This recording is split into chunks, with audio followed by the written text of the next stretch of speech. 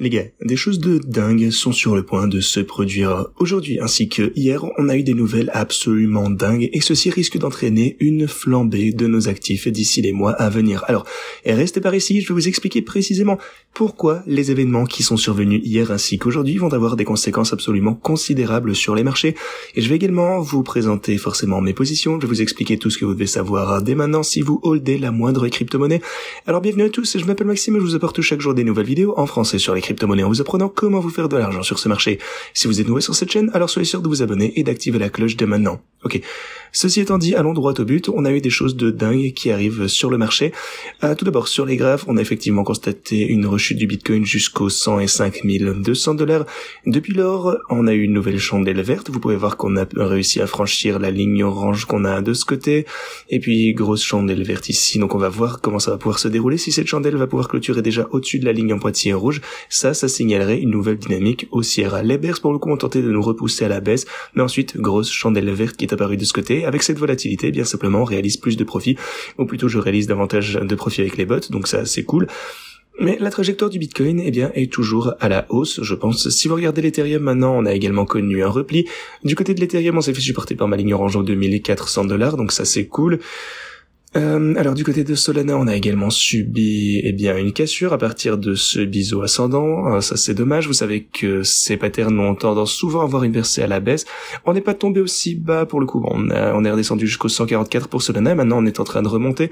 Bien entendu, on essaye de dépasser cette résistance maintenant, donc ce précédent support qui est devenu une résistance. Donc pour le coup, les bears vont vraiment tenter de défendre cette zone, donc affaire à suivre. Mais je pense qu'on va pouvoir franchir ceci assez vite et que Solana va relativement vite atteindre les 158 $. Donc on verra bien. Alors pour ce qui est de mes positions individuelles, comme je vous disais, je cherche à prendre une position pour le Bitcoin dans pas longtemps. Alors je vais déjà placer un ordre d'achat ici aux 106 500 $, la ligne en pointillé jaune. Alors pour le coup, si je prolonge ceci, moi, je vais mettre un autre ordre aux alentours des 102. Et si je prolonge ceci, je vais également ajouter un autre ordre. Attendez, donc comme ceci. Peut-être également aux alentours des 101 200 $. Ensuite 99. Et un autre ici en bas sur la mèche précédente pour essayer d'attraper ceci si jamais on y arrive. Donc ça, c'est très très simple pour le coup. Voici les positions que je compte entreprendre. Bien entendu, on va voir si le prix va pouvoir atteindre ce niveau.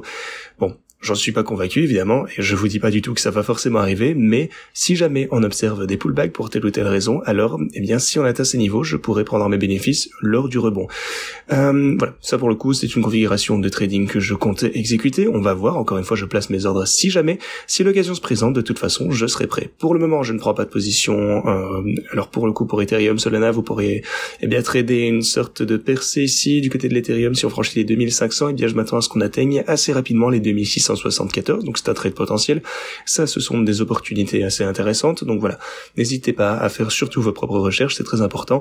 Et ceci étant dit, si vous souhaitez utiliser les meilleures plateformes d'échange, en tout cas mes exchanges préférés, vous trouverez les liens pour ce faire en description de la vidéo. Rendez-vous juste ici et vous trouverez les meilleures plateformes que j'utilise, que je préfère. Vous avez Pionex, on a des offres exceptionnelles de ce côté. Ensuite, vous avez Wix ainsi que Tabit, donc n'hésitez pas à consulter tout ceci. Vous trouverez de toute façon tout ça en description. Alors, des événements inattendus se sont produits récemment. Tout d'abord, la masse monétaire M2 a bondi de 4,5% en mai pour atteindre un record de 22 000 milliards de dollars.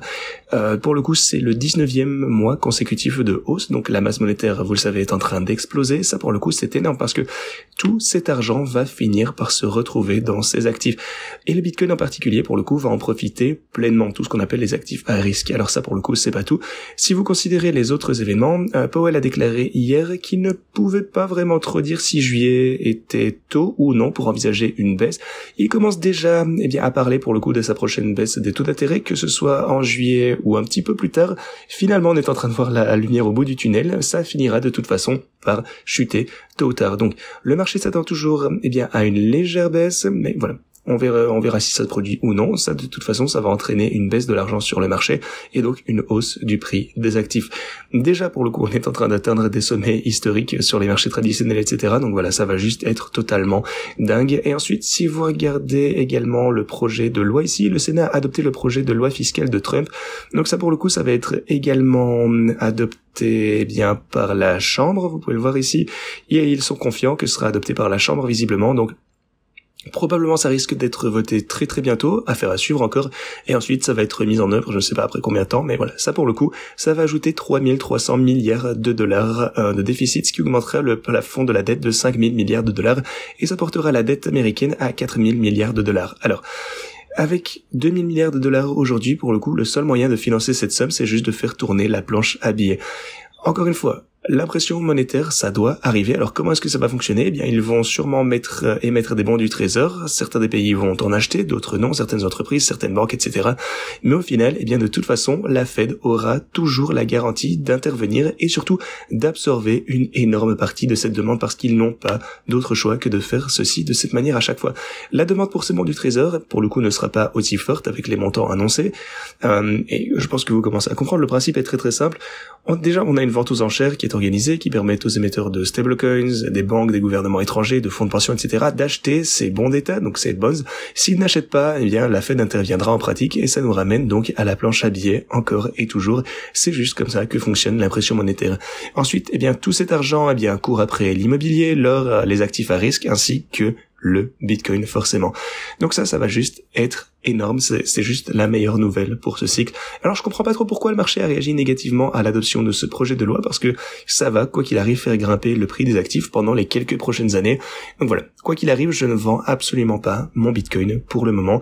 De plus, il a été révélé que Figma est en train de déposer une demande d'introduction en bourse, ce qui signifie qu'elle doit, eh bien, publier ses comptes pour le coup, et il a également été révélé qu'elle possède déjà 70 millions de dollars en Bitcoin et qu'elle va acheter 30 millions de dollars supplémentaires. Donc de plus en plus d'entreprises, eh bien, hold vraiment du Bitcoin dans leur trésorerie et on est en train de voir ce phénomène se multiplier. Je pense que ça va vraiment être exponentiel dans les mois à suivre, ce qui est juste incroyable. Sinon, concernant les stratégies de trading, eh bien, vous pouvez constater qu'elles continuent toujours à apporter de l'argent, elles réalisent toujours d'énormes profits. Avec cette volatilité, je continue toujours de gagner des profits croissants au fil du temps. Alors, si vous souhaitez utiliser ceci par vous-même, eh bien, vous trouverez également les liens pour ce faire en description. Les premiers, eh bien, vous avez le lien Pionex ici, puis vous avez les bonus en utilisant ce lien. Vous trouverez également mes prix et mes cryptos principales et le reste de mon portfolio de bull market, donc n'hésitez pas à en profiter.